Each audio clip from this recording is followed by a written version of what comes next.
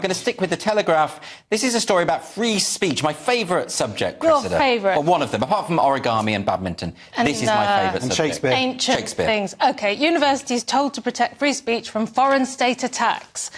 So this comes from Professor Arif Ahmed, the government's free speech czar. Lovely guy. I've met him. Really nice guy. Right, I can imagine you'd be mates. Actually. He invited me to Gonville and Keys to do a talk, and he's a great guy. Did you go? I did. Didn't get any protesters, disappointingly. Oh, next time. Well, so he's making moves to say to universities, you've got to be wary that if you have lots of people from other cultures who might not respect our strong free speech values, you can't be justifying it. If the university is full of people with different values, you've got to take action.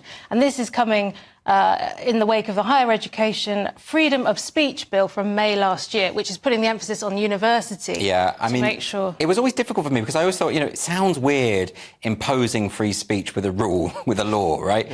But on the other hand, you have to have that principle. And there were so many student bodies and unions who were basically no platforming or just not inviting. Kathleen Stock being hounded off campus. I know, it's amazing they had to implement this rule because you'd think the whole point of universities was free thinking, discussion, engagement with different issues you might not agree with. It still is for a lot of students. I have to defend them. I would say that part of this story is because we have so much foreign investment now, either directly, China, Qatar, money into certain departments, but also so many foreign students that we need their money. These universities would close down without. Well, they pay a lot more than domestic foreign student money. Yeah. So if someone's going to start, you were saying earlier talking about the Uyghurs, and if then some Chinese students are going to get offended by it and say no, that's one of them. The thing that's not covered in this article, though, is self-censorship. Right. Yeah. Nothing to do with the influence of money, but to do with American identity politics and postmodernism coming over here over the last 20, 30 years and how that has had a detrimental impact on free speech. You're right to mention that because every study...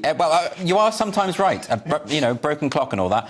But what I would say, Josh, is that every study into this shows that people routinely self-censor on university campuses, in particular, more than other places. And we're talking about not just the students who are scared of what their friends think, but the staff. I mean, when I gave my talk at Gonville and Keys the week before, Helen Joyce had given a talk in the same room, in the same college.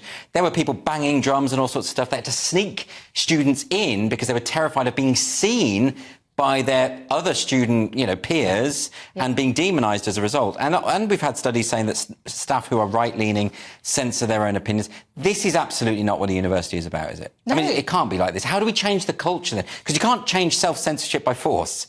You have to kind of just encourage a more open... I think what they're trying to do is to sort of create a safe space. But really, that's what it's...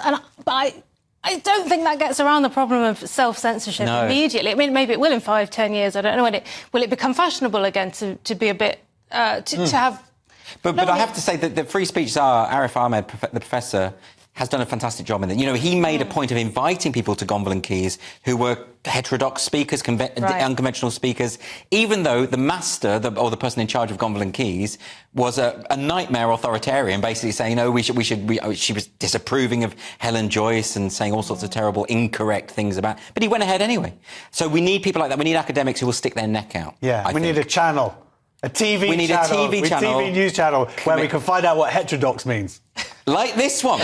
Like this one, and we will talk about whatever we want on this channel. No, we do need this. Absolutely, we do. 100%. Don't mean to and all big these myself people up. that say, "Oh, there's no restrictions. You can say whatever. Go on, say what you want." It's like, no, you don't know when I feel restricted. That's a private matter. I'm heterodoxophobic.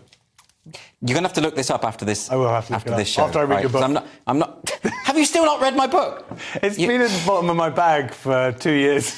I'm so offended. I'm so offended. Because it's got big words. It's got heterodox in it. I can't read a book that's got heterodox. Another one since. You tell me what heterodox is and I'll get past that bit and then I'm not telling you any more than I've already told you.